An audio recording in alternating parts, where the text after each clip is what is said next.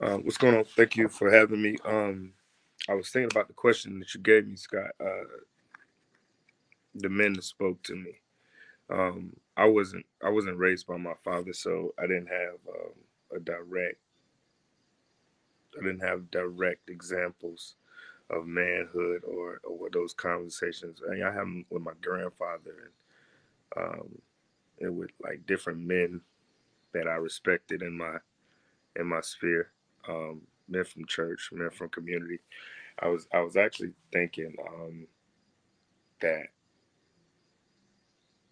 like my uncle, he taught me how to drive, and he taught me, you know, just like how to do all of those things that men get taught by their elders.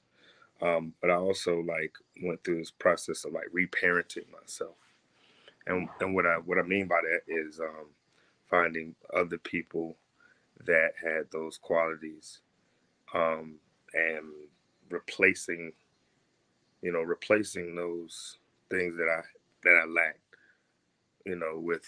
with people, and sometimes with things that I did for myself, um, to just like replace the lack, um, whether it be mothering or fathering. So, um, funny thing is, I met you in 10th grade. Um, I met you in 10th grade at a career fair, and I went to hair school just because I met Scott Barnes, um, in the 10th grade from Dudley Cosmetology. So, even you, um, as a moderator, as someone's asking this question, I looked at you as an example even then, without you even knowing it. So, like, my godfather, Dr. Jimmy Cheek, um, just men that just poured into me and gave me examples of what manhood was. Um, so I don't I don't know if I'm getting all your stuff, but No, that's good stuff, man. That's real good. So tell me how not growing up with that father figure directly in the home affects you as a father first, but then also as a partner to your woman. um, not having my father, I can't. I really come from the idea of I come from the idea of knowing how to father based on what I didn't have. So my perspective is definitely one of not having an example, but what I would have wanted if I was if I had a father. Um, as far as giving him choices and having patience, um, being aware and present, of his needs, wants, and desires, um, and listening to him, listening to what he wants. Those are things that I didn't get necessarily, and yeah, that's what helped me. Just being aware of being a child, remembering what it was like to be a child, and I think that's one thing that we all have in common, that we were all children at that point. So as far as your relationship, like you have a son, Yeah. right? And the mother of your son, how did your upbringing affect your relationship with the mother of your son? Um, it was not seeing a relationship, not seeing um yeah, not seeing those things definitely affected my relationship with my son's mother, especially when we were together. Um, Not necessarily. So I realized that my goal was to have a child, but it wasn't necessarily to be a partner. And I can be honest about that.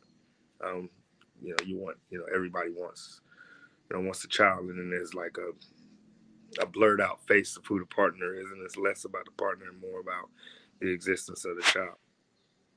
I can honestly say that I went into my life like okay, yeah, I want a kid. I want a kid. I want a kid. And when I got the kid, I didn't know how to how to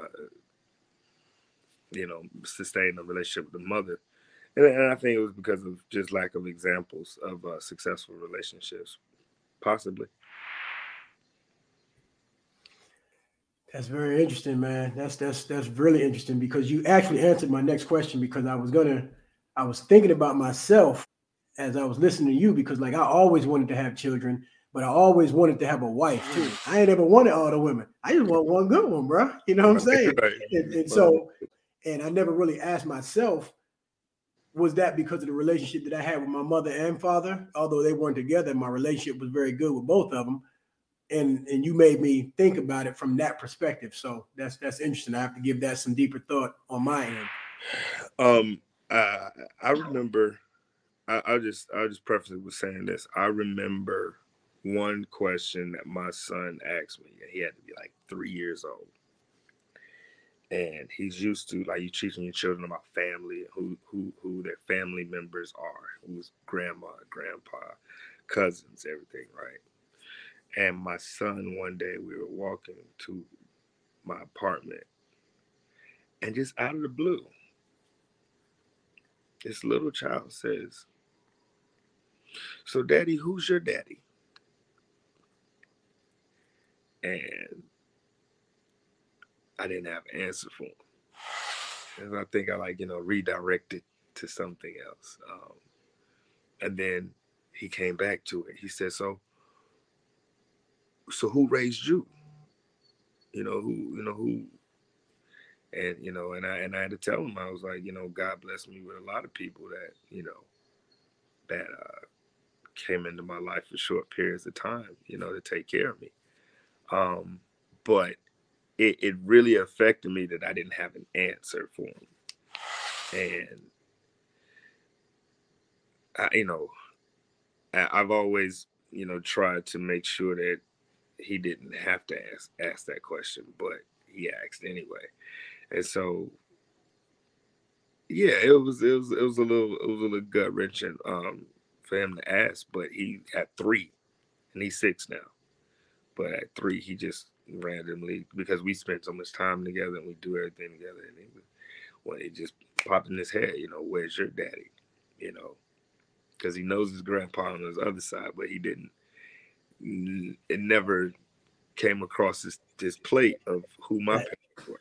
that's deep right there, man. That right there is a deep question by a 3-year-old kid. You know what I'm saying? And the interesting Yeah, thing is, kids when they ask these questions, bro, we be wanting them to forget and move on. Them jokers' memory be on point. They don't yeah. forget anything, bro. You know? So I hope you consider yourself a successful musician because I consider you a very successful musician. And so, in your success as a musician, do you do you have aspirations for your son to follow in your footsteps? Um, has he seen you perform? Do you teach him things? In your own one-on-one time with him, or are you just letting him pursue what he wants to pursue organically and not trying to direct him in that direction that you have gone in? Um, I am definitely 100% unapologetically trying to influence my son to be a musician. Um, I think it has skills that help in other aspects of life, as far as timing and listening and being on a team. It's just like sports, being on a team, having nonverbal communication with other people.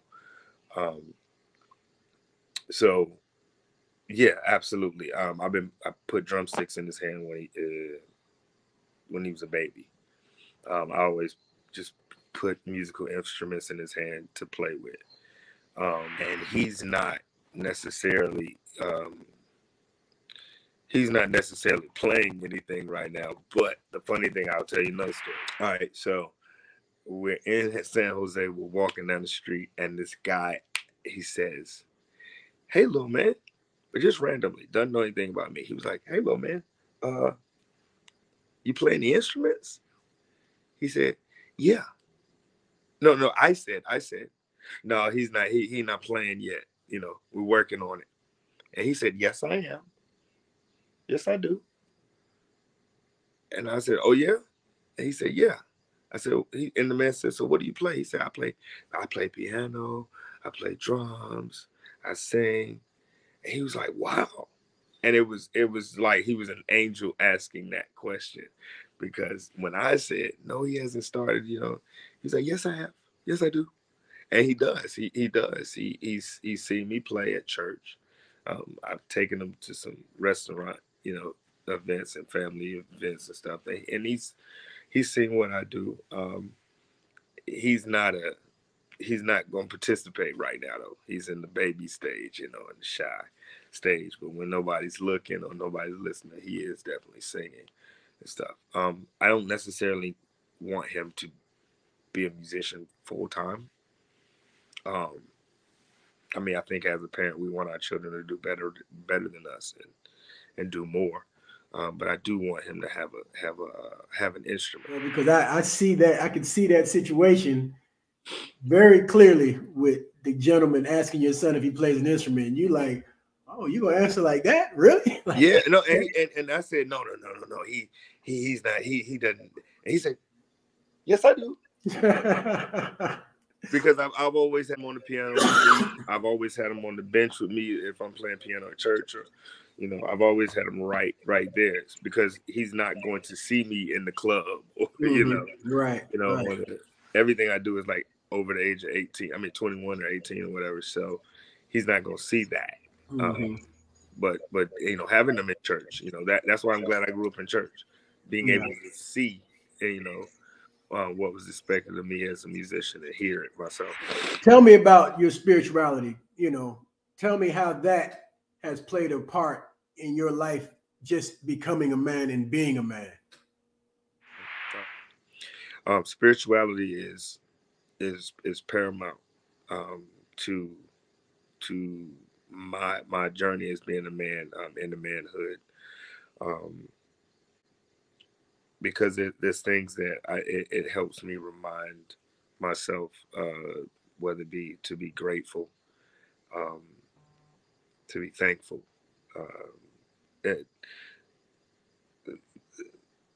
I grew up in the church, going to church all the time, and that's where my musical vocabulary came from. But the spirituality part, aside from the religious part, was just waking up every day grateful. Not just grateful for the things that are good, but grateful for everything that happened, even the things that really suck. Being grateful for everything that made me who I am. I don't have any resentment or regrets about the way that I was raised, even though I was raised out of lack. But a lot of times I didn't know it was lack until I saw what other people had and compared my life to theirs. But spirituality has been paramount in the way that I am able to cope with life. That's something that I always make a habit. My father kind of taught me that, but I thank God for whatever happens in my life, the good and the bad. You know what I'm saying? Like, I remember I got into an accident, a really bad car accident. It was like the day after I got engaged to my ex-wife, the first time I got married. I got hit blindsided, this guy trying to run the red light. And I mean, I spun around, I flipped upside down a few times. And when my truck stopped and I was still alive, first thing I said was thank you, just thank you. Like, I'm grateful. If I needed to have this experience, whatever the reason was, thank you, and thank you for keeping me alive. You know what I'm saying? So yeah, I thank God for all the good stuff and the bad stuff, bro. So I feel you on that. But yeah, man, that's good stuff. I appreciate you being a part of this, and I want to have you back though, because I want to talk more about your music career and what you're doing, and show some clips of you doing your thing and stuff like that. So I got you on my list for that kind of thing too, man. But no doubt. I appreciate you taking this time with me today, bro. And it's good seeing you always, man. Yeah, for sure. But all right, man, let me get out of here, and I'll talk to you soon, bro. All right, peace. All right, later.